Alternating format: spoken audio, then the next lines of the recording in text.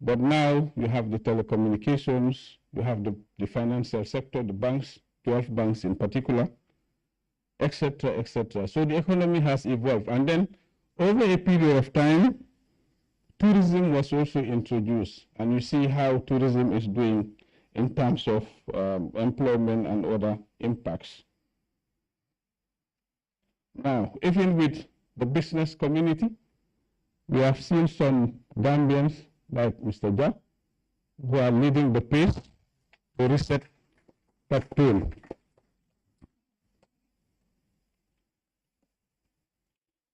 Now, let me go to more specific sectoral issues. Education, what has been our problem? I think the issue of relevance has never been addressed. And that has been a major, major issue. We are more concerned about textbook academia rather than providing the wherewithal and the source of, how to call it, the kind of skills that people use to drive the economy. That's point number one. On that note, there is a skills, a TVET policy that has been developed, and also a decentralized culture at the Ministry of Higher Education, as well as at the Ministry of Basic, starting from grade 3, to emphasize skills development. In addition to that, key higher education institutions are being reformed. MDI will be, how to call it, emphasizing public administration. How to call it, Gambia College will emphasize teacher training and at different levels, etc., etc. But the most interesting part is that we are also left in the educational sector for science and tech. And I think this is exactly what USEP is trying to address, to make sure we have engineers. When they graduate, they can go out and serve what we expect of them. And agriculture, I think food self-sufficiency has been a challenge. But in the past, like he said, some of us who grow from the rural areas, our mothers used to stock rice from one year to the other. That does not mean that not much is happening. Rice production has been focused as the principal priority of the government, and in these recent years, there has been significant progress in that area. It's picking up significantly. You spoke about mechanization. I agree we cannot feed ourselves if we are still using old hands. And that is why government recently is working on procuring 180 tractors and other implements to make sure we mechanize farming. In addition to that, we have private sector operators in farming now, which is very encouraging and a new phenomenon. You have the likes of Jah Oil, the Maru Farms, and many others, 6 other smaller ones, who are expanding in rice production, which is commendable. You also have some support in that area from our bilateral partners of Japan, South Korea, and the Chinese. However, in agriculture again, climate change is the biggest threat. Every 4 to 5 years, we witness drought every 4 to 5 years. We cannot be looking up into the sky for water. We should be looking at the ground and the river to make sure we have a year-round agriculture. Quickly on health, we are doing relatively well in terms of health centers and new facilities, health facilities. But I think we should also concentrate on providing capacity for the doctors, purchase the drugs, and also the equipment, so that any citizen who walks into a health center can have his needs addressed by finding a competent doctor, getting the correct prescription, as well as getting the medication. I will conclude by saying that we need to emphasize in few areas. food security is very much a priority if we are going to be self-sustained. Domestic resource mobilization, we cannot understate that. Infrastructure, stability, and peace. To conclude, I want to invoke the concept of city-state. We are blessed to have a very good road network across both banks of the river. And what that means is investors can go anywhere now and locate and get their goods and services transported to wherever they want within the country. In addition to that, the Ministry of Trade is also working on creating a specialized economic zone which emphasizes industrial production of different things that we have in this country.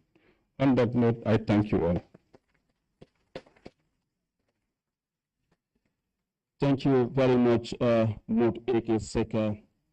Like he rightly mentioned, the Gambia is open to investment, and the next president I'm about to call is an example of exactly what we call charity begins at home, because it is often said, when you invest in your own country, you're investing in the future of your people.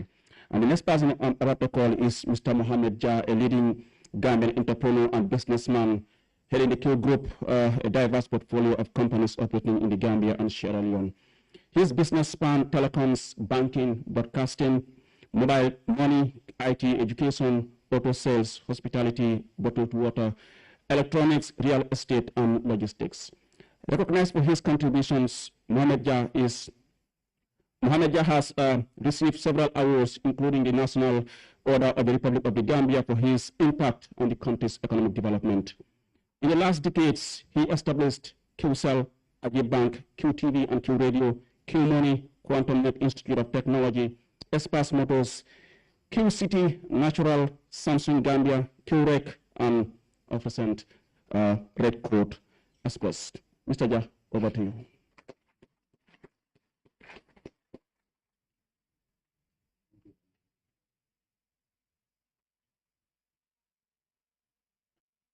Thank you very much. Assalamu alaikum. I also stand on the same protocols because there is no time. Happy 60th anniversary to everybody. Actually, anybody who knows me know that I work 7 days a week. Well, 6 days now, Monday to Saturday. And normally Sunday is a family day. But because I work with my wife and my kids, we all work for 6 days. So we had an agreement that on Sundays, anybody who goes out to work has to pay the rest of the family. So when I woke up this morning and told my wife I'm going out, she just said, so who's going to pay the bill? The presidential affairs is here, so I'll send the bill to him. Notwithstanding, I believe the team marching in solidarity for self-reliance and national development, I was picked as a case study. I'm sure because of few factors, mainly one because I operated in all the 3 republics, in Jawara Republic, in Yame Republic, and in Barros Republic. And, I just want to play a tape because they say in our language, seeing is believing. And people will judge whether the Gambia has moved from 1965 to date as a Gambian operating and investing in Gambia. So Mr. Tunkara, can you play the tape? Because it was a very short time, I couldn't organize a speech, so I decided to just tell you what we've done.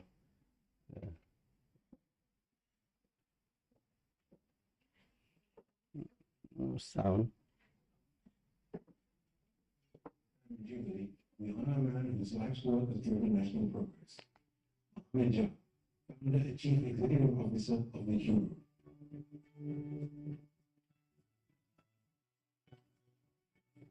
Born into a family of limited means, but rich in passion and faith, Muhammed Jah learned the value of hard work early on. Inspired by his father, Muhammed Jah, he pursued his dream of becoming an engineer. Education is the path to success. If you don't know something, you don't dream about it. So the only way to dream about big things is by educating yourself. Education is not easy. It requires finance. But the most important thing is for the dedication of the student himself or herself to be dedicated. In the Gambia, we are fortunate that if you want to be educated, you will be educated. When things they think they are done. But when your real education starts, With determination, he reshaped and continues to reshape the Gambia's technological landscape. In 1998, Muhammed Jah founded Quantum, his technology for development. What began as a four-person startup is now a diversified multinational empire.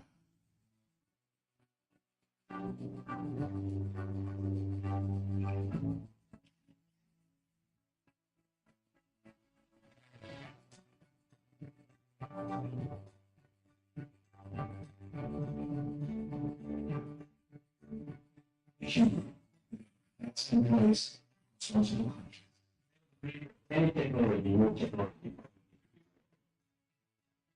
you need to be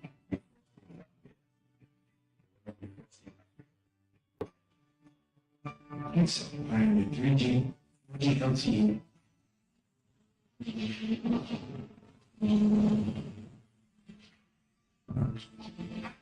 and now 5G, revolutionizing connectivity in the Gambia. the first 5G network in the Gambia. And I can safely say that the first to launch 5G network in Africa. Islamic has the largest nationwide coverage of any GSM. Faith is central to Muhammed Jah's and Kingdom's mission. The annual Q&O Ramadan food distribution reaches over 300 communities in the Gambia.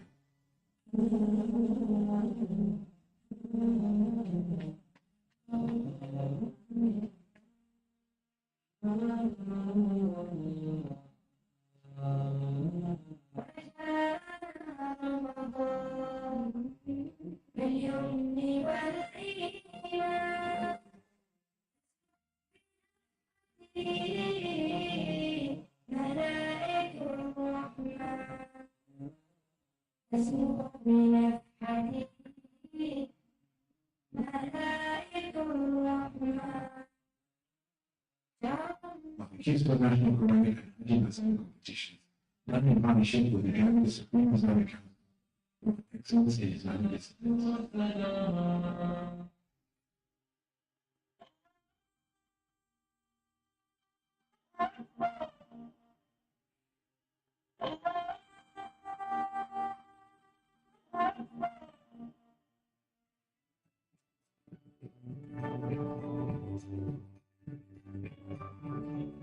Beyond telecommunications, the Q Group includes Hajj Bank, the Gambia's first Islamic bank, offering fully Sharia compliant services, and Q Real Estate and Construction Company, QREC, a new and significant player in infrastructure development, and Q City, the Gambia's first multi-purpose recreation center.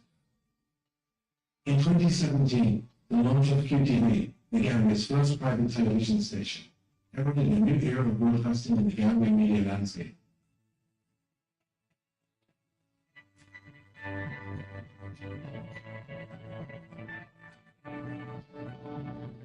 The following years saw the launch of Q Radio, the first countrywide FM radio station.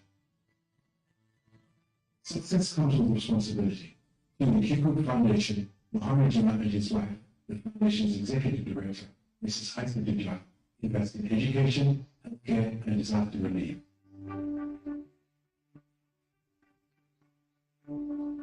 We don't only give services to the public and receive money from them, but part of that money we receive from the public, we give it back to them. We started We have our 10 health centers. We provided them with 24-hour electricity.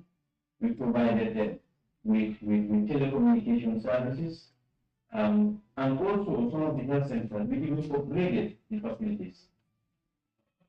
Muhammed Jah himself this hospital in fancy premises. See now we have levels of money so that we can build the nurses here. At South Korea's Honorary Consul, Muhammed Jah introduced agriculture innovations for food self-sufficiency.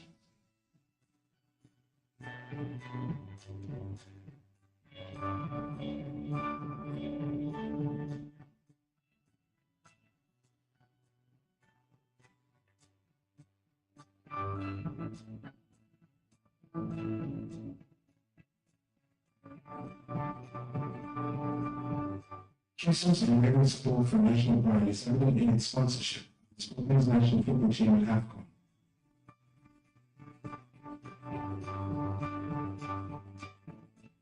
The track staff junior Mario Ambassador as brand ambassador.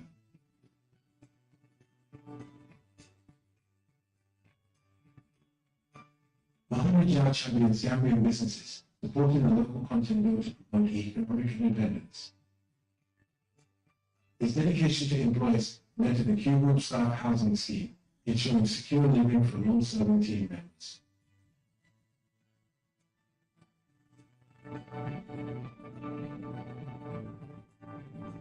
Q Group's impact extends beyond the Gambia. Redford Express in the United Kingdom specializes in logistics. Eastern Sierra Leone has transformed Sierra Leone's telecom sector with affordable, high-quality services. I will congratulate Mr. Muhammed Jah for what he has been doing in the Gambia, and now he is doing it in Sierra Leone. QSIM has been recognized by the Gambia Revenue Authority as a leading GSM taxpayer, winning the Most Compliant Taxpayer of the Year award for many years.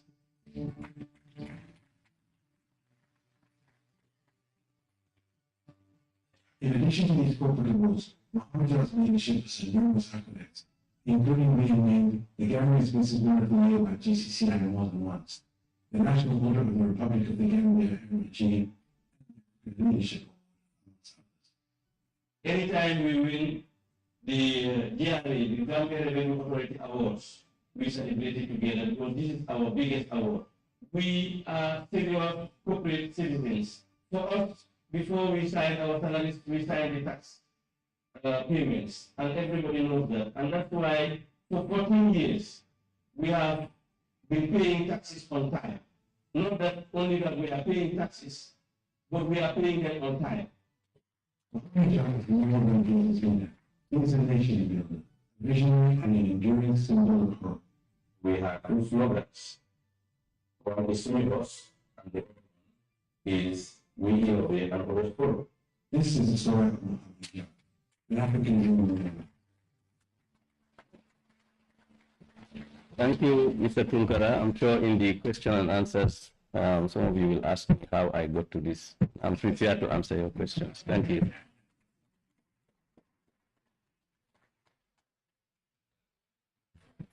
Well, the visual said it all. So thank you so much, Mr. Jah.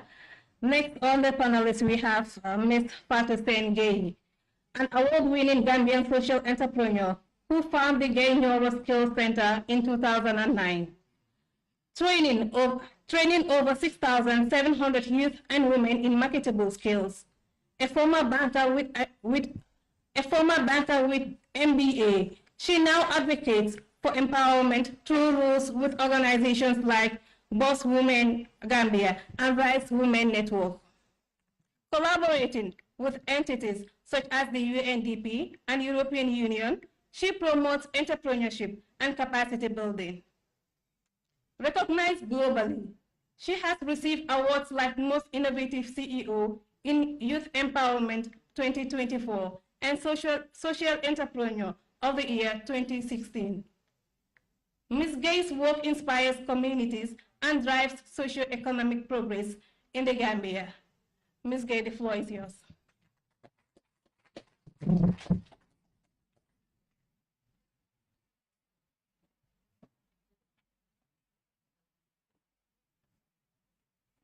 Assalamu alaikum wa rahmatullahi ta'ala wa barakatuh.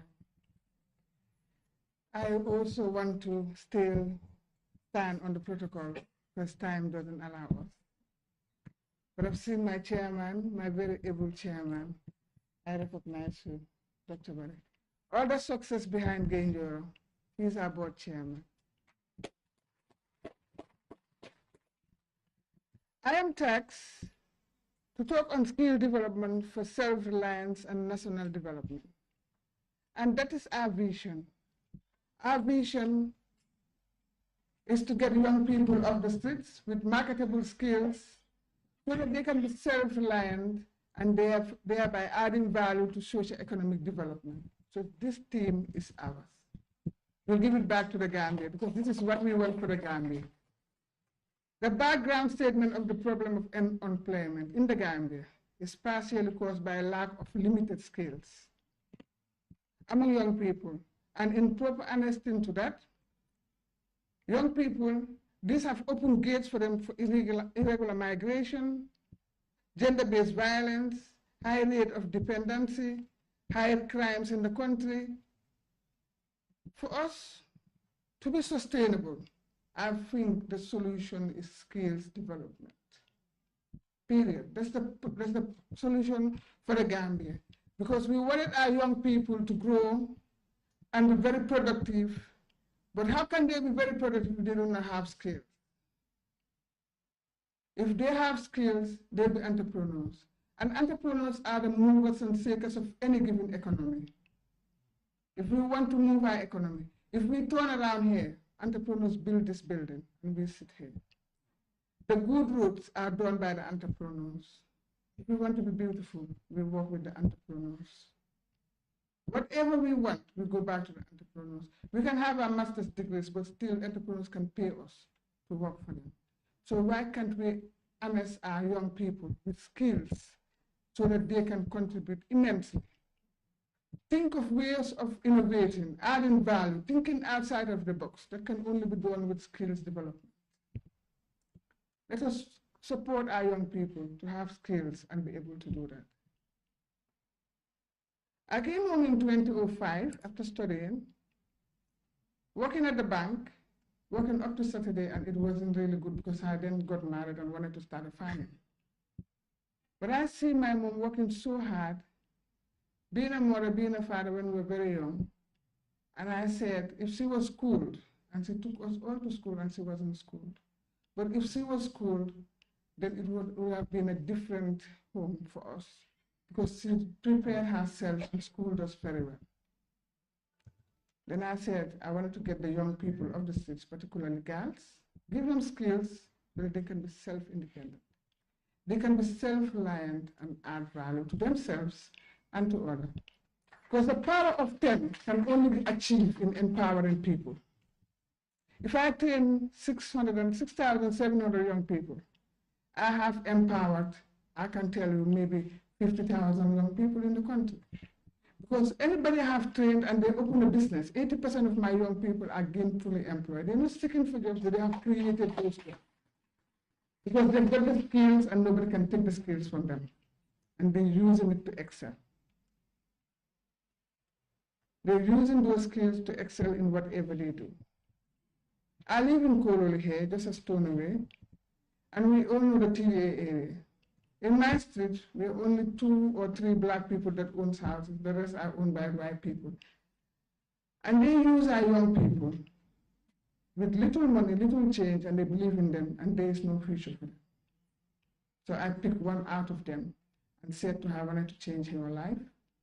He said I was a maid, and I was paid $800. Now I'm her girlfriend, and he's giving me $5,000 a month. I said, you can have $10,000 a day if you believe in yourself. And that young girl is now building a school in Jugora, which I cannot just do right now. And she had one of the best parts in Senegal. She believed in herself. And that is the story of empowering our young people. So I wanted the government to really look back on that. I always read the statistics of the Gambia, because if you are patriotic, you wanted to be home, you wanted to add value to your national, to the Gambia. And that was what I wanted to do when I came home. I worked with Gamjobs to open a center in Farafenni in 2011. They came to our graduation and see what we've done, and they were so immense with our work. And Salmata Toure said, "Where do you want to go next?" I said, "I've trained 2 young girls from Farafenni, and they never want to go back.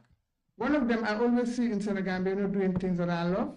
The other one doesn't want to go back because he thinks there is nothing doing in Farafenni." Then she said, "Fatu, we have a deal.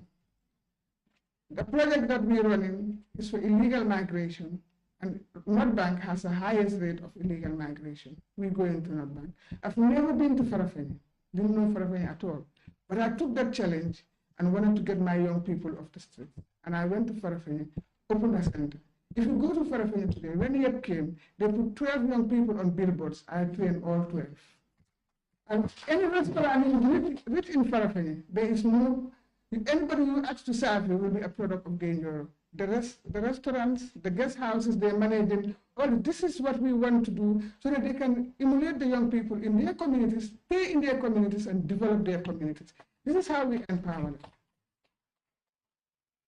And through that, the governor saw us in Farafenni. We had a project with the Minister of Higher Education. We went to Soma to recruit students and bring them to Farafenni.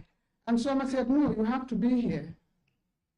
Then I went to the Minister of Youth and Sports. I went to the government. I always go to government and tell them what I need, and they give it to me. I always knock their doors, and I don't stop, because I'm complimenting them.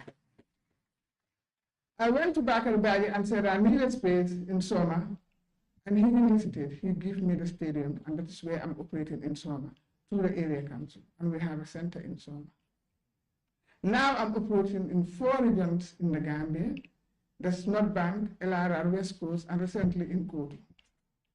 We want to decentralize skills. If we decentralize skills, we'll reduce rural-urban drift, we'll encourage entrepreneurship in the rural areas, and it will be more viable in the rural areas.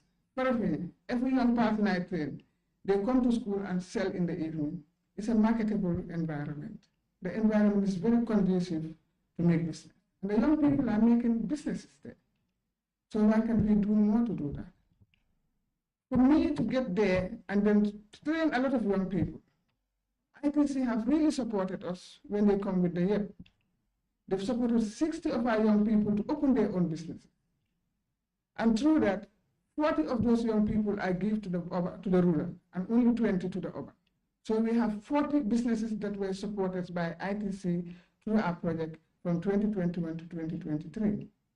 And if we have projects coming in and doing that, that can help us. Muhammed Jah did not highlight Gainjoro, but he also supported Gainjoro when I won the Woman of the Year award by GCCI. He came around and gave me 300,000 and said, add this to the business. He's a patriotic Gambian. So if we have Gambians like him adding value, contributing to our national development, it will work. Now I have seen the Ministry of Higher Education turning around, working in Tibet, supporting Tibet, decentralizing skills, have a Tibet policy, have scholarships for Tibet. But let me tell you, most of those scholarships goes to the public institution. They recently have a project with World Bank that they said they will also give to the private, but most of these scholarships goes to the public.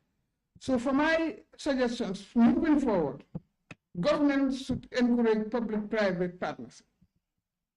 Government should have at least make land acquisition not tedious for us because we add in value to the national development that they are not doing. Decentralizing the scholarships that they give to young people so that we'll train them and give them the best skills for them to go out there. If young people have skills, they will think of crimes. They will think of robberies, and we're very scared right now. I don't go out 8 o'clock nowadays. Everybody is thinking, if I leave, what's going to happen to me? But if young people were skilled, they think of ways of innovating, ways of adding value to what they have, so that they can have a competitive edge. Our Gambian solution, once again, is skills development. Thank you.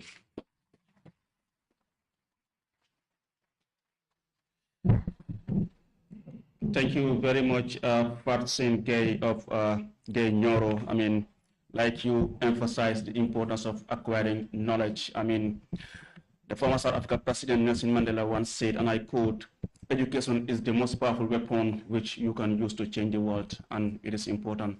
You can take away anything from someone except the knowledge that you give the person. And I think moving forward, knowledge, seeking education, be it skills or whatever, is quite important as a country.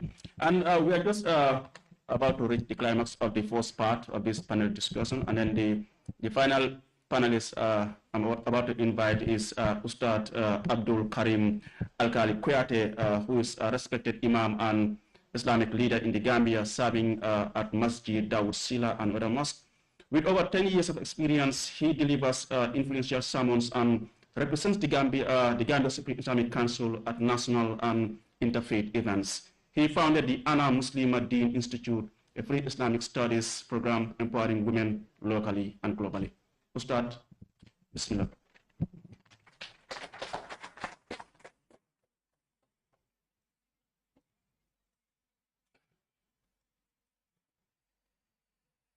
أعوذ بالله من الشيطان الرجيم بسم الله الرحمن الرحيم الحمد لله رب العالمين والصلاة والسلام الأتمان الأكملان على من بعث رحمة للعالمين بعث الله شاهدا ومبشرا ونذيرا وداعيا إلى الله بإذنه وسراجا منيرا فسبحانك لا علم لنا إلا ما علمتنا إنك أنت العليم الحكيم اللهم اجعلنا منهم ومن الذين آمنوا وعملوا الصالحات وتواصوا بالحق وتواصوا بالصبر فالسلام عليكم ورحمة الله وبركاته. So inshallah, I will be code switching both English and our native languages so that those that are sitting at home, they will understand. Like the first speaker said, okay, like the first speaker mentioned, some of the ministers, or most of them should have been around so that what we are saying here or discussing here, they will also benefit from it equally because they are the drivers of the system. That same way we should speak languages that our mothers and fathers at home, they will be able to understand the discussion that is going on here. The theme of this discussion is self-reliance and national development. For my own part is on Islamic perspective. Islam is not merely a religion of rituals, but it's a complete way of life. Allah subhanahu wa ta'ala, when the deen was completed, what he said is, Al-yawma akmaltu lakum dinakum wa atmamtu alaykum ni'amati wa radilakum al-islami dina. Today I have completed your religion for you, and I have completed my favors upon you, and I have chosen for you Islam as a way of life. So it's not a religion of mere rituals, but it's a religion that has a role to play in every aspect of our life if only we understand it. Allah subhanahu wa ta'ala, when he is talking about self-reliance and development as people, he says subhanahu wa ta'ala, وَأَلَّيْسَ لِلْإِنسَانِ إِلَّا مَا سَعَى. There is nothing for a mankind or for a human being except for what he strives for. The Prophet alayhi salatu wasalam, he said, it is better for a man to go on top of a mountain and carry firewood on rope on his shoulders to sell it. That is better for him to go to people extending his hands begging whether they give him or refuse him. Jibril alayhi salatu wasalam, he gave an advice to the Prophet alayhi salatu wasalam, 5 advice. He told him, Ya Rasulullah, 5 advice. Live as you wish, but know that one day you are going to die. He told him alayhi salatu wasalam, wa'amal ma'shit fa'innaka manziyun bih. Do whatever you want. There is a day that you will be held responsible and accountable for every deed that you do. He told him, wahbi ma'siyata fa'innaka mufariqu. Love whomsoever you want and associate whosoever you want. One day you will be separated by death. He told him, alayhi salatu wasalam, wa'alam anna sharaf al-mu'min qiyamuhu bil-layl. Know that the nobility of a believer is in his standing up in prayer at night when others are sleeping. But this is the essence of what I want to talk about, the last part of the hadith. He told him, وَاعْلَمْ أَنَّ شَرَفَ الْمُؤْمِنِ قِيَامُهُ بِاللَّيْلِ وَعِزَّهُ إِسْتِغْنَاءُ عَنِ النَّاسِ. And as for your dignity and honor lies in being independent from people. If you are independent financially, you are independent psychologically, emotionally, because anyone who feeds you control you. Anyone who gives you what to eat control you, tells you what to believe, and tells you what to reject. In Gambia, we don't have a problem with resources, but we have a problem with one resource, and that is the most important resource, which is the human resource. We have natural resource, we have financial resource, but we lack the appropriate human resource, we call the human capital. Like we lack the right people for the right things. The Prophet ﷺ says, "Talibul ilmi faridatan ala kulli Muslim." Seeking knowledge is an obligation upon every believer. This is not only talking about knowledge of the Sharia, but knowledge of anything that benefits mankind. Today we have many young people in this country. The reason why I talk about we lack quality human capital is because we have a country of entitled young people. They have an entitled mindset. Today everybody wants to work in an office, which is not possible. Today, because I'm not working in an office, I will not work. I will sit down, there is no work in the Gambia, which is not true. Today, how many young people will cry the country is difficult? You cannot speak English, you cannot speak Arabic, you cannot speak French. You're not a carpenter, you're not a mason, you're not a mechanic. Who can help you? Nobody can help you. Even those that are working in offices, most of our salary earners, their salaries cannot sustain them. Before the month reaches 15 days, salary is finished. Or most of the people that are salary earners, their families are maintained by shopkeepers. You go to the shop, they will masakumalo, every month I pay. And also the mindset of our parents. Most parents, we force our kids to academia when we know that they are not good in academic setting. Many people are in UTG. I work at the UTG as a graduate assistant under Dr. Barry. I've been there as a student. I did my MBA, even though that I'm an Arabic student. But you talk to many young people today, those that are in the universities. They are in university, but they are not good for university. They are not meant for the university. They are good elsewhere, but they believe that if I don't go to UTG, I cannot make it in life. Today, even look at kids that are going, for example, you see two people that are walking alongside and they're going somewhere. You ask one of them, where are you going? I'm going to UTG. You ask the other one, I'm going to my carpentry workshop. The one who mentioned carpentry workshop is Luglo Open. And in just 5-15 years, that person can come and employ this person. Like the auntie was saying, entrepreneurs, they can even employ people with PhD and masters. And I'll just give an example with all due respect to the fullers, for example. We will have a fuller that is coming from Guinea. One Julde or one Mamudu will be coming here, cannot speak even Wolof or Mandinka. Will be selling cola nut and bitter cola on plates in the streets. Within 5 years, he has a small canteen. Within 10 years, he has a shop. The young man that is sitting, there is no work in Gambia, will go to his shop, Alpha, Lebanon Buro, Botabe, Elekma Failo. And we claim that there is no work in the Gambia. Why? Because we have youths with entitled mindset. The Sahaba, radiallahu anhum, they said the Prophet ﷺ taught them self-reliance to the extent that if they are riding their horse or their camel, if their stick, the stick that they beat the horse with, if it falls down, they don't ask anyone, give it to me. They descend their beast, pick it for themselves and carry on. Why? Because وَعِزَّهُ إِسْتِغْنَاهُ عَنِ النَّاسِ. Your honor lies in being independent from people. Also, we have cultural norms that supports and strengthen this issue of dependency. Even in our family settings, you have a family, one person has become rich or fortunate. An entire family will come together, we rely on that person. Naming ceremony, that person. Wedding, that person. You get sick, that person. Fish money, electricity, everything, one person. And when we come together, bankrupt that person, we sit down again and say he was not planned with his wealth. This is the problem of the country. Another form of dependency that we attach to religion is because you are an imam or you are a Khalifa Deen or Sering, you should not work. You sit down in your house with big garambuba, people going in, coming out, giving you money. That is why we see in the world, Gambia included, many imams, many Khalifa Deenis, they compromise the religion. Because if you give me money and you tell me this is permissible, even if it is wrong, I will tell you, yes, it is permissible. Because if you feed me, you control me. And the Prophet ﷺ, he said, every prophet reared animals. Prophet Zachariah, Najjara, he was a carpenter. Even the prophets, they never rely on anybody. If the prophet wanted, he could have become a millionaire. He could have shut down one place, people will rain money on him. But he never did that. Alayhi afdalu salatu wa tamu taslim. Now the consequences of this dependency, how it has affected our independence. Yes, we are independent when it comes to our country. Nobody is going to come and encroach on our sovereignty and all that. But our minds, most of us, are still enslaved. And that is the fact. Today, if you go to many Arab countries, some of the countries that I went to personally to study there, like we see recently, Dubai, they were engaging in cloud seeding so that they can have rainfall. Gambia, we have rainfall. Gambia, we have arid land. We have fertile soil. But why are we not farming? There is no country in the whole world, even the wealthiest of countries or so-called developed countries, where the government provided jobs for every citizen in that country. There is no country in this world like that.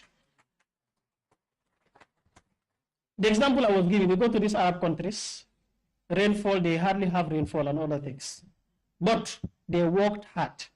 Some of them, they even have to go and filtrate the sun so that they can carry out their agricultural activities. But us, we have all these things, and we still sit down blaming people or blaming the government that they did not help us.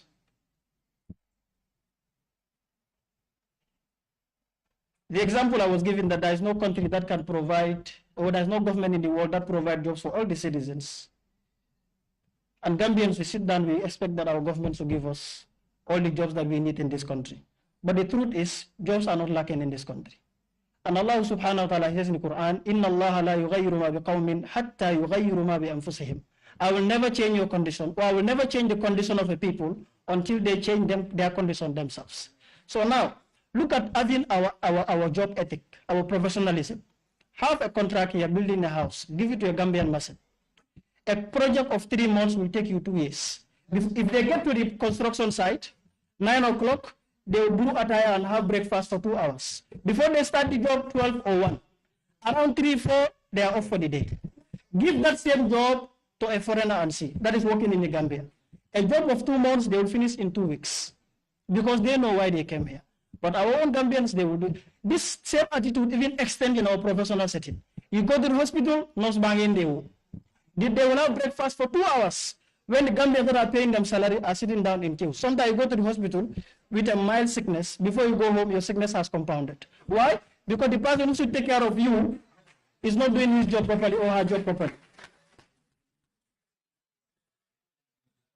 And most of these people, if you offer them suggestions or feedback for them to improve themselves, they get angry. Sometimes they even quit the job. And also the Yakamdi syndrome that is here.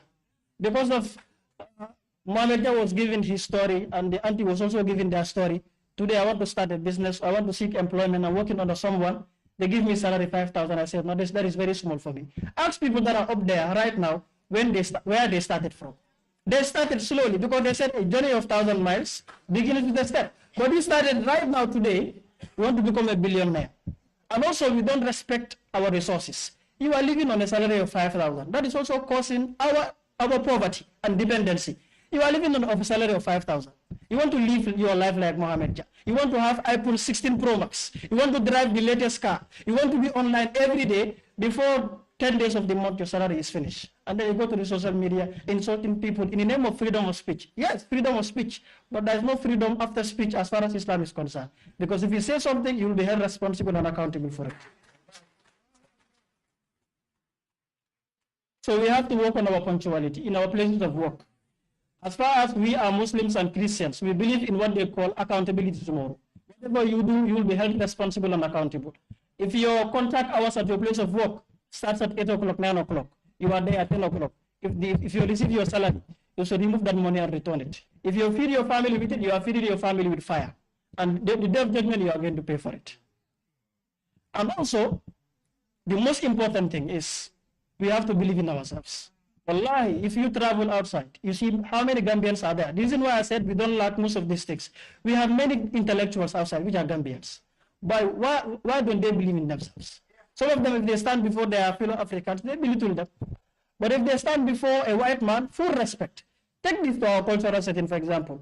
Marriage. Your brother will come, I want to marry your daughter, I want your son to marry me. No. Me, I am Jola, my son doesn't marry a Fula. But if a white man comes, you don't ask about the tribe, you don't ask about anything, because your eyes is focused on the back. Your eyes is focused on the back. And that same person that is saying that, if your family member suffers an accident and has to go through a life-saving surgery or whatever they call it, if you are Mandinka, if a Jola donates blood, are you going to accept or not? You are going to accept. If you are full, if a Sarawale donates blood, are you going to accept or not? You are going to accept. And we all say that Domi Adam alayhi. What tribe was Adam alayhi salam? What tribe was he? Today, me, my father is Mandinka. My mom is Wolof. My wife is Fula. Where do I belong? I belong everywhere. So let's cut off all these things. We call for one Gambia. If I speak Wolof, everybody should be happy. The same way I speak Mandinka, Fula, all languages, everybody should see themselves that this is a Gambian that is speaking. He is using the language that he understands the most. That way we have national harmony and then we grow as a country. Assalamu alaikum wa rahmatullah.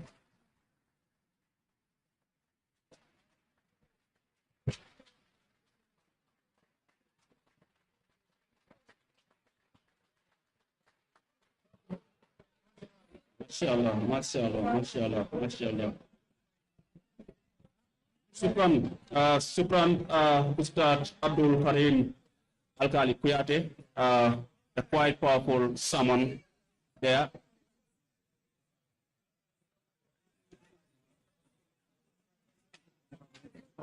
And I wish we can cut this video and just post it in all public institutions. At least, we all should be listening to this every morning. It's quite important. And like he mentioned, seeking knowledge is fundamental, is very important, because, we understand even the prophet, the first word of revelation he received was Ikra. That signifies the importance of seeking knowledge and education. I will now hand over to Santano, who is going to moderate the Q&A session with our panelists, and after that we will go out for lunch. I know the Kamarakundas, the Sarahules are hungry, so we will go and have lunch. And the second, so we'll come back later. Mr. Santano, over to you. Thank you so much, Mr. Sise. And like I say, we are blessed to have a phalanx of accomplished individuals. They've taken us through a beautiful journey, starting from, the Gambia's incredible nation, to our brothers serving as arbiters of rectitude. That's what we expect from our theological class, to serve as arbiters of rectitude, speaking truth, not just to power, but to society. And thank you to all other panelists. Now the floor is open for questions. We have 45 minutes for question and answer. Like I said, we don't want to prolong the session because we need to refuel, as we say in New English. Yeah, Mike will go around, and your name, institution, and the question is directed to, and the person the question is directed to.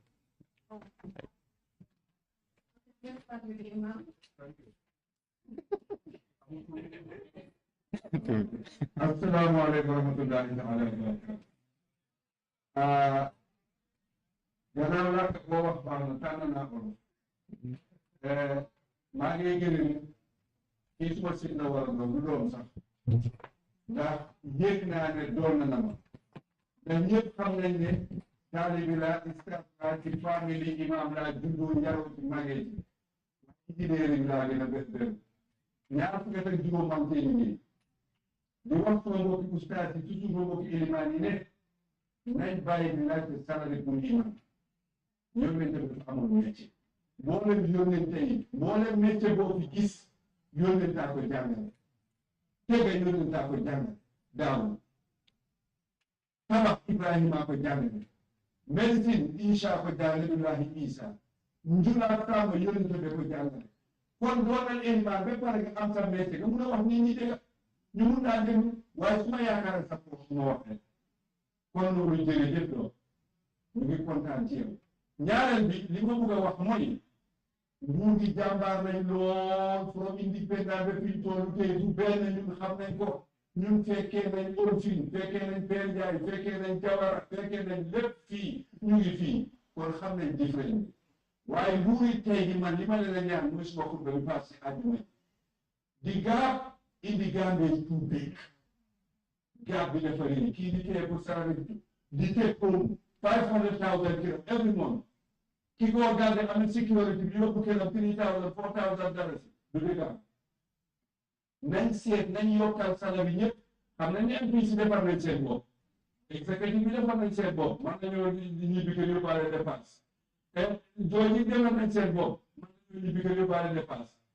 Waaye police yi security bi teachers yi miskin yi amuñu yóbbu kër salary $8,000 di tuut na ci Gambie léegi de 20,000 sax tuuti na ñun ñëpp ñoo bokk marché bi ñun ñëpp ñoo bokk school bi ñun ñëpp ñoo bokk lopitaan bi te kat boo déggee sécurité boo déggee peace sécurité fan ñu kat man ñii tey jii maa bëgg Adama Barrow xam na loolu wallahi xam na teg naa liggéey ak moom itam waaye nag nañ gëstu ku xii du mun a ñàkk a mer de ku mer du mun a def lu baax te nit ñi dañ bi asalaamaaleykum. The lady in the with the green hijab. No. Okay, my name is Dr. Brahma Jimmy. But I now serve as a chairperson of the Civil Service University Islamic Council. I just start with a comment that what the Imam said, and also I think Mr. Seka, I think we have a common disease, and we should be able to think together. How do we address this disease? And that's our value system. I think we need to think together. How do we deal with our value system, the behaviors, our attitude? That's the first question about, to everybody. Maybe we can think together. But my specific question goes to Mr. Young. Mr. Young, I understand you are one of the operators of the university, one of the university professors. And it's just speaking that I address this question to you.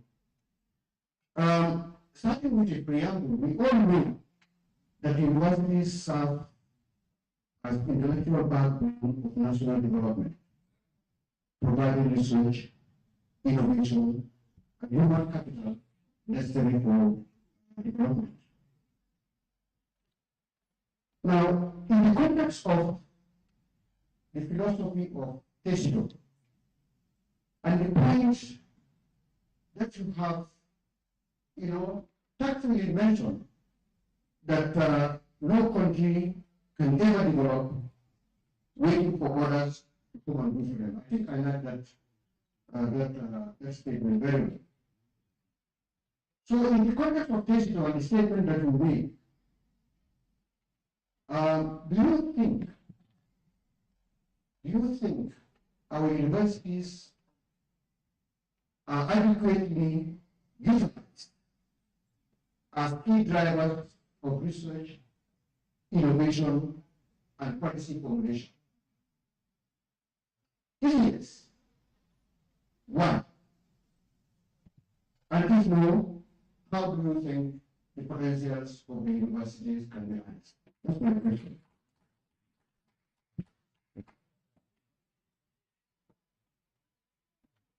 Hello, good afternoon. My name is Lamin Mane, Honorable Lamin Mane, retired telecom officer, now Chairman and Secretary of the National Organization for Disabled and Government, Empowering Partners with Disability, right activism. I sincerely thank this gathering, and I thank everybody here, particularly my own sister, the Press Secretary and the Williams. My comment is going to be on Muhammed Jah, the CEO of Cuba. Really, not secret, and I've been focusing on Muhammed Jah for months, Gambia and outside the Gambia. My meeting at the South African Council, I mentioned the only private TV, first private TV in the Gambia, QTV, giving us an opportunity for our voice to be heard. But I sincerely take this opportunity to embrace and thank Muhammed Jah for being there for everyone, every country. And I approach, I'm appealing to you. We have been giving packages to many people in this country, in the business sector. I'm appealing to you, not for me and myself, but on behalf of persons with disabilities. For them to be considered, giving them scholarships, for them to be empowered. Instead of becoming independent, they become independent like me. I've seen a lot of achievement because I don't know each part. It means what is about this. I was part of the team that was currently organized and give for the material or support to participate in disability during this service. Where the compound is located permanent, where his younger brother as a lawyer is always there. But what I want to offer Muhammed Jah to do for us, I have a fellow person with disability in India who are doing studies on their ACC, but they are not studies. They are finding it extremely difficult for them to continue. And unfortunately, I'm scholarship, with my international relationship with the professor, but others didn't. I'm calling you and I'm appreciating with your influence and with the standard you are doing for the social development of this country. May Allah subhanahu wa ta'ala continue to bless you and bless the people and the entire Ghanaians ahead. That is all. Thank you very much. Let's go straight to the point. We collect all the questions, and after it's a working lunch, so we still engage them. So answer your question quickly, let them jot, and then they will answer. And then let's collect all the questions. Collect all the questions, and then we'll answer, and then we proceed. Yeah. It's a working lunch, so during lunch you can still ask subsequent. Mine will be a quick comment. I think talk on policy and policy making and academic perspective, it might also interrogate the viability notion, which between the two speakers, Mr. Joe and they have concluded unequivocally that, conclusively that yes, we are making progress, but we are not yet up. And because on grand scheme of things, we are still respected and recognized, but is genuinely clear. And the story of people defy big corporate dominance, and I think as a nation we can learn from that. Few groups started, as Muhammed usually say, from his bedroom. It is true for nation. If it is true, it is true also for nation to also like that we believe in ourselves and be able to do it. And perhaps technology is the answer. Skill development and change mindset. Frequently discussed would remove the dependency syndrome that we are Gambians known for. But I also want to suggest when the smart gain job, when you talk about calling government to public-private partners, I think it's quite, especially on skill development events, to an extent that two dimensions. Not only we should also step back and integrate training with our most traditional skills, such as technology and maybe wool making, to so all of those things need to come into our skill sets. But of course, government is all over the place throughout the country, developing and building public schools. And I think institutions such as being picking them up, managing those skill centers will also help. Oh, more questions? Okay, that too. Okay, the lady, and then that's already.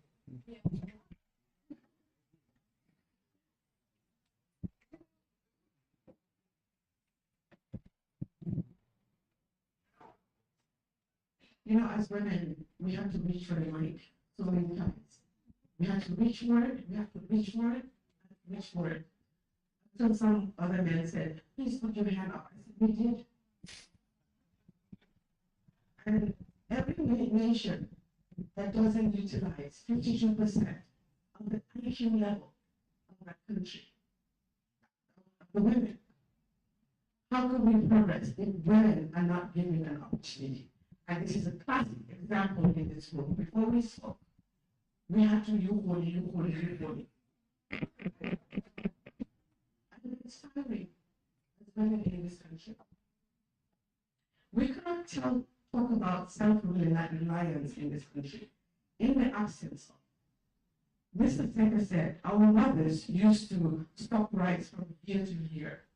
Who feed the families year to year? He said it was women. And Joram talked about land acquisition. And this is where I want to come. Land rights women. Agriculture, women in agriculture. I am a woman in agriculture. I am a farmer. The Lord Chief Justice there, Muhammed Jah, mentioned in Surah Al-Rahman, and it says the rights of every person to gain the blessing that Allah has bestowed unto us. In the Surah Al-Rahman, he said, in so many verses, which of the blessings of your Lord will you deny? No. Women are part of that blessing. And land acquisition, we inherit land from our fathers, and our children inherit land also from their fathers. So when we talk about land rights for women, We're not talking about women, we're talking about women to inherit land. So the advocacy is no longer about women, it's about national development. Our sustainability depends on it, particularly if we want to achieve food security in this country. Financial inclusion for women cannot be achieved in the absence of land rights as well. If you go to the bank to ask for a loan, they will ask you for collateral. And this is hindering women. So when we talk about land rights for women, we're not talking about women, we're talking about financial inclusion for women. And it's something that this country needs to do something about. We grow the food of this country. I am a farmer. As I'm speaking right now, I am going to litigation for land that has rights. And it should not happen. And it's for national development. So land rights for women. So what are we going to do? What are we going to do? We see people in the law of Sharia. We also see the governments. We see the outcomes. What are we going to do to ensure the women who want to grow land and food in this country have access to land? So Mr. Speaker, what are we going to do about land rights for women if we want to attain food security in this country? Thank you very much. I think we have two mics. One should be on the front row and the other back. Let me complete. Yeah, I know it's getting exciting and interesting. One mic in front and the other back doesn't make your life easier. But anyway, can go ahead.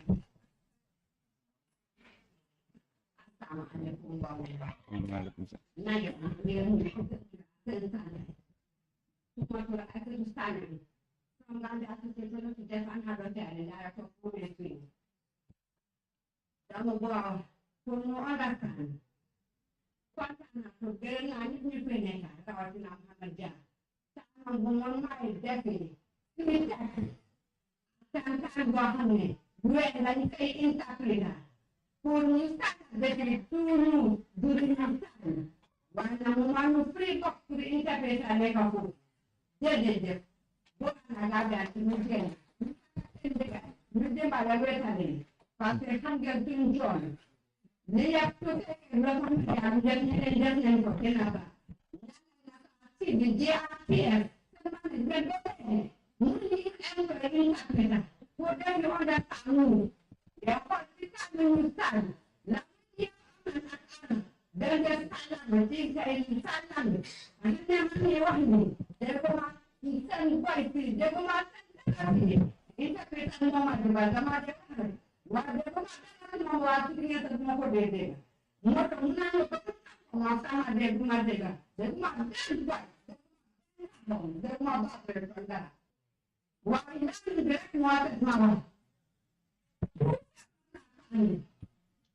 One, make a gun together. No make a government. We and the one and we the thing that is a put nothing to do.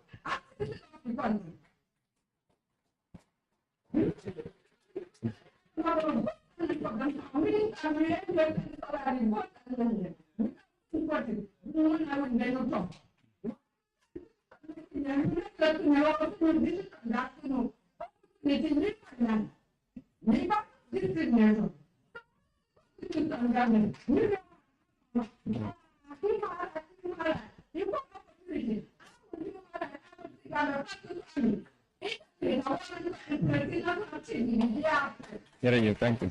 Thank you.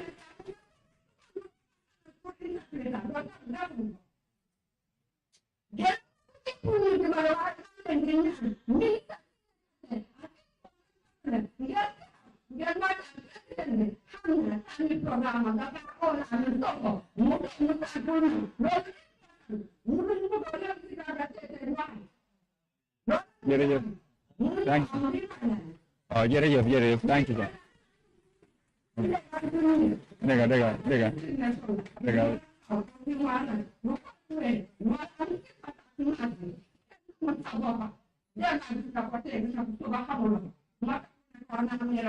Yeah. Oh, yeah. Before Mr. Kubat, how Mama, how 60 president, who began first president, who got president, then when he get enough room. But I'm not disabled. Yeah, you got a education. My father, my daughter, you got Somebody help us. She's not helping.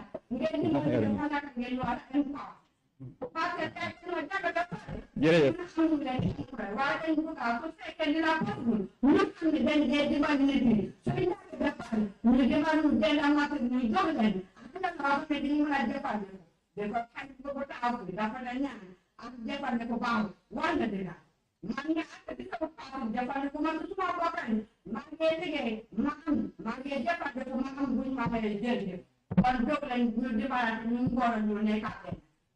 Thank you so much. Thank you so much. I know people are no longer hungry. Everybody wants to ask. Can we have one mic on the front so that there can be a balance? You know, okay, one ask. Mabinda, maybe you can be on the front, and then Mr. Njai can be behind to make it fast.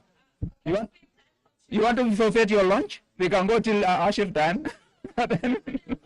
There's a panelist coming, so we don't have to encroach. For the sake of time, we have to be fair for the other for the next panelist. So we have less than 10 minutes to go. Yeah, and then Mabinda. Mabinda.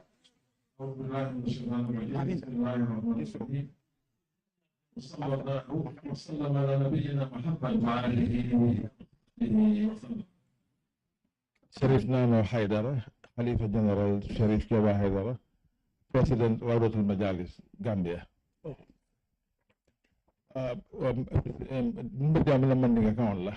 Konto nye am kule temi yalan koy banko bela concern. Mul be dia mutajang. Ya foko mimba banko dagala. Iba business wol fole iba call fole bari nyinata kukile nana de. Wala munti wala na dindingol. Dindingol la folo ba dagala jandi ba business ku fala. Wadindol mi yalan ko nin banna salo sita. Wala sungar salo. Inata nyin sana Gambeje ka dindol ngi sanju wor dindol ikamine ka bantaja. Omu banko la failure man sekunda men na sonna wala. Wadindol nyanta fere kele le control kanata. Anin nyim mon mi yalan ko television le bebulu ini be advertisement le ka sunkutun dindol tay ko dorosol dum ika yaay banko kanja.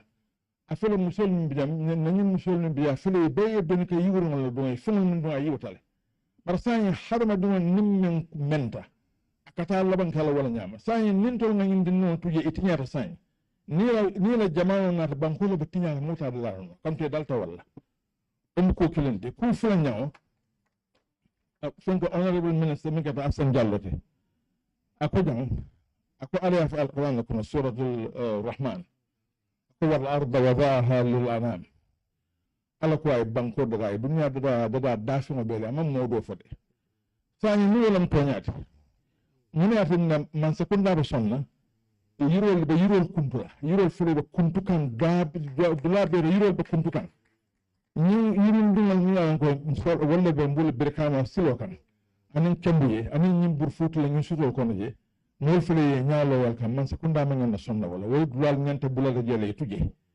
ñin ñam kolto mi yalon ko man sekunda nyanta mol mako la pour ñin kol kana kije ani ko mol mako dinne wala ko ñin fo fondin ke min diamo to jang min diamo to system islamic council la ko wala ay to ngala ako mol bi janna min yalon ko ka wara mbol le dun ka ta shirin kensen be ka bo ko ay to nya bala fo barin tol man taro nyama Ntenga garden lo soto garden in nani mi yaran ko 500 meters by 500 70 people like a boko keje and they beka boko keje free nin ko rafata ni do nana man fen table ntol bo la nyama ni kadi abdullah kanta bo la nyama ay min fo hada ma dimo inyente balule la tarola ntol bo la keka andum bakata la man sekunda nakato beka pour yamma koy hani borol to mi yaran ko o white flies min yalla kana kalem no tinga ina man makoy Sain fong la ka katon fong yen kaki.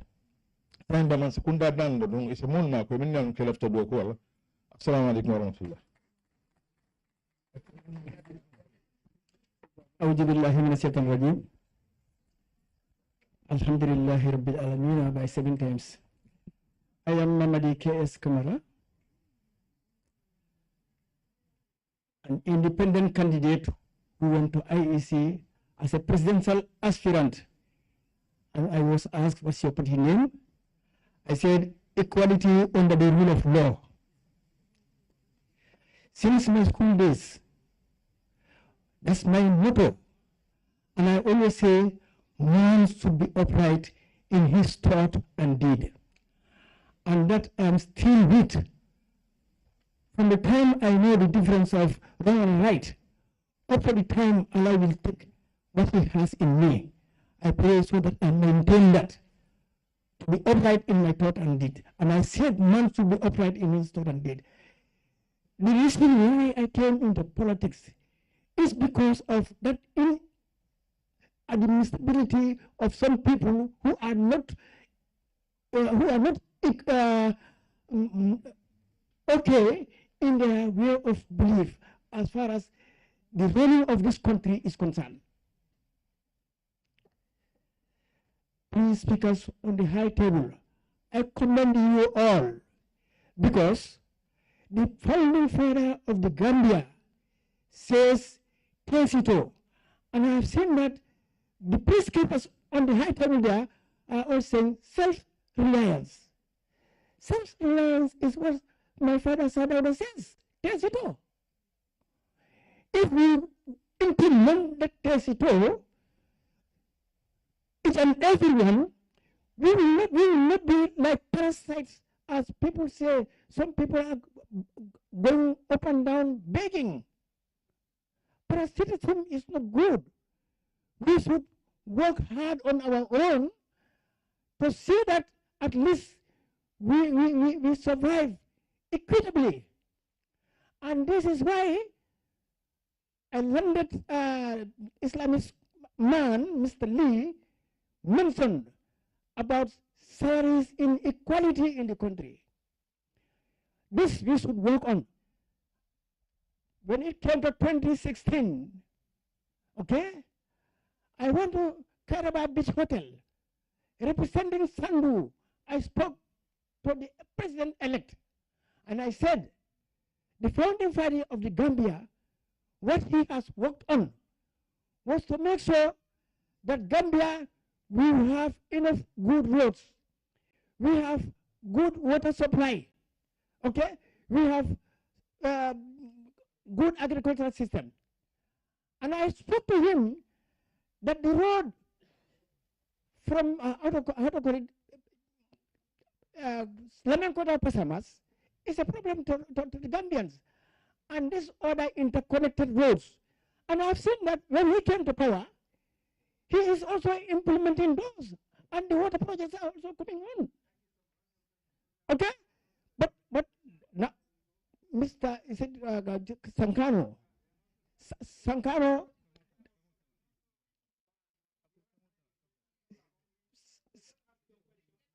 The questions are coming.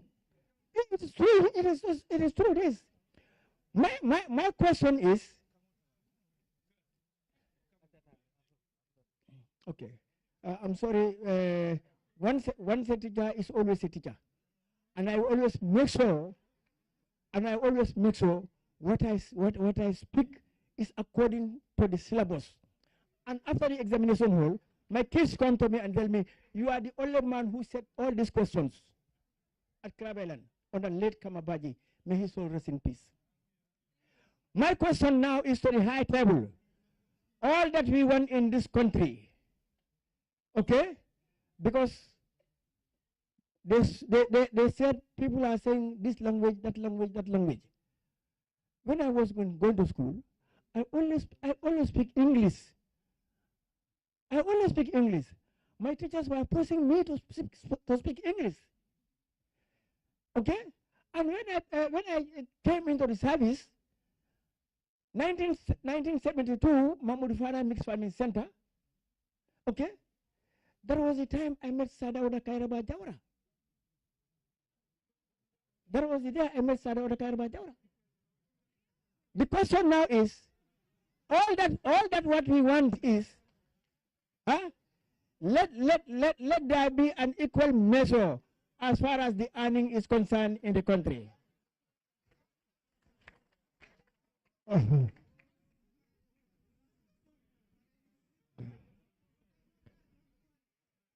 Okay. Okay. Okay, good afternoon. Okay.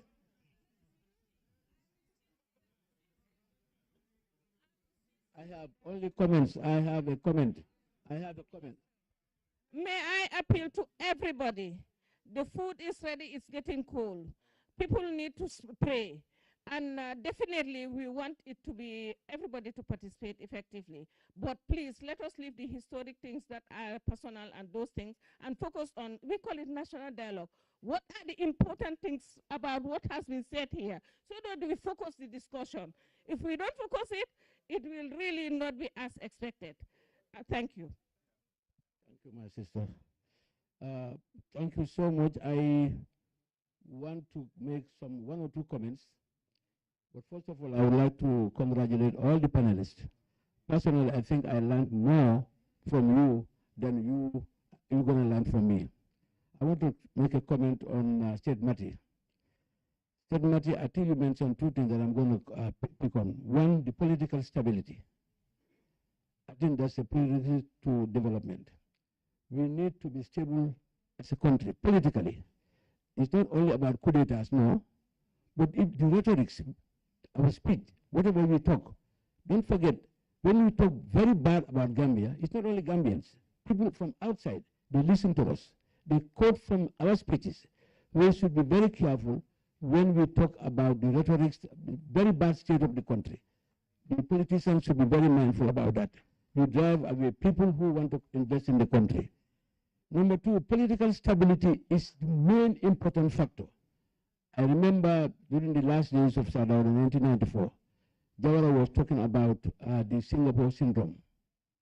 And that was a fact. I was in America at the office of the ambassador when Sarah Jangha we were there together. That was the reason he went there. But then all of a sudden there was a change of government, violent change of government.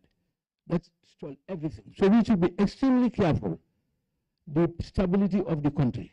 Number one, that should be our priority. Then two, said Mati, you mentioned about Tesito. I am an example of PPP Tesito. If anybody remembers OJ in Serakunda East. Serakunda building had a Tesito school. We started with 45 children. Now it's about 5,000 children. Latrikunda Savage started with almost 50. Now we have about 5,000 children. You remember Mr. Danso school started with almost like less than 100. Now about 5,000 children. Hospitals, road building. You know, even Tesito is not only about yourself. Your environment. Just get up in the morning and clean it. Build something for yourself. When I was at the council, we used to build, fill in the potholes before the rains. We all benefited, but after, nobody does that now. You'll build a nice house, nice houses around this area. But when you go out of your house, you come into the street, you go into a mud road. So I think we should really go back to that PPP philosophy of Tesito. I just want to highlight on that, the importance of Tesito. Thank you. Okay. Getting cold. Now we give the panelists one minute to wrap up. We'll come back. There's more time for family dialogue. The food is getting cold. One is going to be for gender balance because two men have spoken. It's going to be additional. I'm already with the mic. No, it doesn't matter. You have to Okay. It's like Yeah. one more question that the lady. Or else you just give the Right. point. I think. There's more time. Don't worry. Go ahead. Yeah, I think I'm just going to answer. I even received a question on text, but I'm going to answer one question here, which is about the university. Definitely, if you listen to me, I believe we're really underutilizing our university setup. And now we're talking about having 5 universities. But university is not just a place of teaching. And unfortunately, at UTG, basically that's what we do. We just teach. And few of us that engage in research, we have to at least step out of the university in a way to be able to access other resources like doing consultancies. Through that, we do our own research. But usually today, with even the center that I have, there are quite a lot of number of young people that want to engage in research, but those are not opportunities there. And I'm not talking about the social sciences. I'm talking about people with the knowledge in engineering. Today, our major issue is climate change. And why is it that we are not focusing on those realities? that we should. So for me, I think there is UTG and all these universities are heavily underfunded, and I think if we want to build a future, it is the education that we need to invest in. Today, most of us are sitting here because we had that opportunity. Today, we can compare the older generation and our generation in terms of the quality education. And I think Mr. Sika did mention about the issue of relevance. And I think that's where that's what basically we are missing. But how do we also move beyond, just this teaching, regurgitating? Professor Gomez will say we just regurgitate knowledge because we are not teaching the local knowledge. The thing that we're not talking about Muhammed Jah and entrepreneurship. We're talking about how America did it, how these things. And for me, I mostly teach Gambian political courses. That's why I'm always with the politicians and fighting with them. But not much has been written about that. And talk less of our agricultural development. Even the idea of TC2. The other time, at one point in a political economy class, I give students those examples, and one of the students picked it up, and she fell in love with that idea. How do we help people to love their country? It is through education. And that is what also we are missing. But the curriculum is also old. We are not creating curriculums for, like today we have a lot of migration issues, but even at the university we don't talk about migration. These are problems that are affecting the society. And we're talking about, climate change. And you have so many young people with the skills. Believe you me, in this country, if we mobilize these small people, even this agriculture that I was talking about, irrigation and all these things, it could be addressed once and for all. We have very brilliant, and she'll talk about it, very brilliant group of young people that we need to harness, but at the university level, we need to invest in those. And so basically, research should be encouraged. At the university, at some point, they gave us 200,000 and something to do some research, but that's not research. Nari here, we have Nari, the same agricultural product, the same granite. In 1932, we were talking, if you read the history, they're telling you Gambia was one of the 6 largest exporters of granite. How was that possible? Today we have NARI, and the other day we were at the National Assembly and we were talking about this Research and Innovation Fund. I said NARI should not be part of that. NARI should have their own funding so that they will be able to do research on new varieties of crops and all this different stuff. We invest in institutions, we create institutions, we don't give them the money required to do the work, and yet we expect them to deliver what they're supposed to deliver. That is the misconnect that we have to address. And lastly, I think also, private sector is here. I will use this opportunity because R&D is important. And so we also want private sector also to partner with the academia because there are so many innovations that could be done locally. And at some point, even the agriculture, all these things, tractors, yes, they are good. GDTI, technical, how do we create farm tools that are local, driven locally, that could be used locally so that we could address that. Otherwise, we will continue importing and importing, and at the end of the day,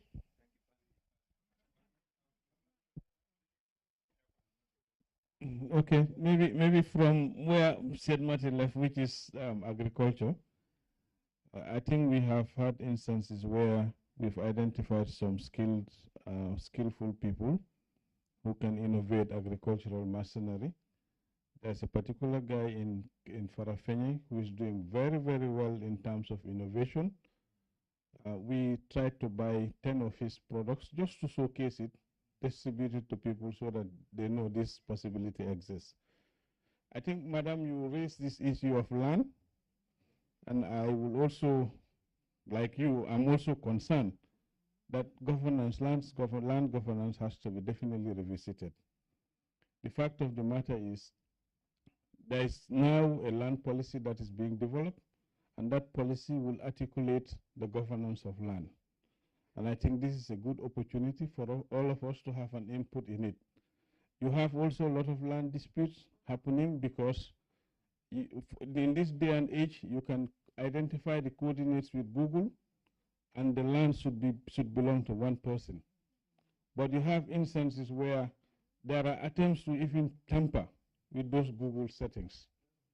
So these are things that we have to work on and make sure land issues are adequately addressed. But I think the policy will definitely be a good setting for addressing most of the land issues that we have. Thank you. Thank you. Thank you very much. I'll just go back to the topic of why we're here, self-reliance and national development.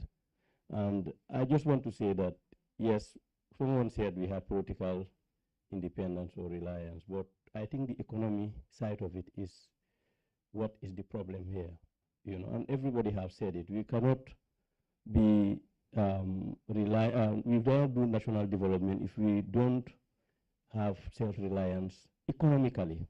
And we all agree that our economy, if you look at it, still now over 50% or 60% of it is being driven by outsiders.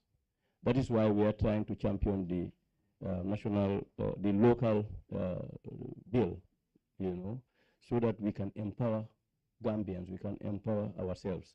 What we want is for everybody to support it. What we want, the question here is, because we see it everywhere, let's have this slogan of Gambia first. We should not be ashamed to say Gambia first. Even the biggest countries in the world are saying it, you know. So let's have it as a slogan. Let's have it as, and we have the local content being passed this year.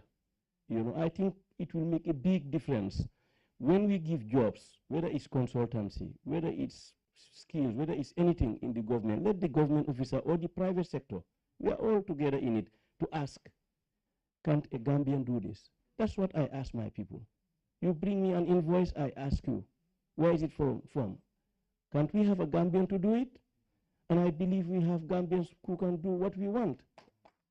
So if I was expecting somebody to ask me, how did you do all these things you've seen? We've tried to compress what we have done within 10 minutes. We've done much more. But it's based on two principles, and I think the young people should go back to those two principles. One is you have to have knowledge, relevant knowledge. If somebody has spoken about it, we need to inculcate relevant knowledge, education. Government has given education from primary level to secondary level free of charge. Nobody has the excuse of saying, I cannot send my daughter or my son to school. Let's have the children to go to school. You know, but the second thing, which is my worry, you know, I'm being in the private sector for 30-something years, is the value system.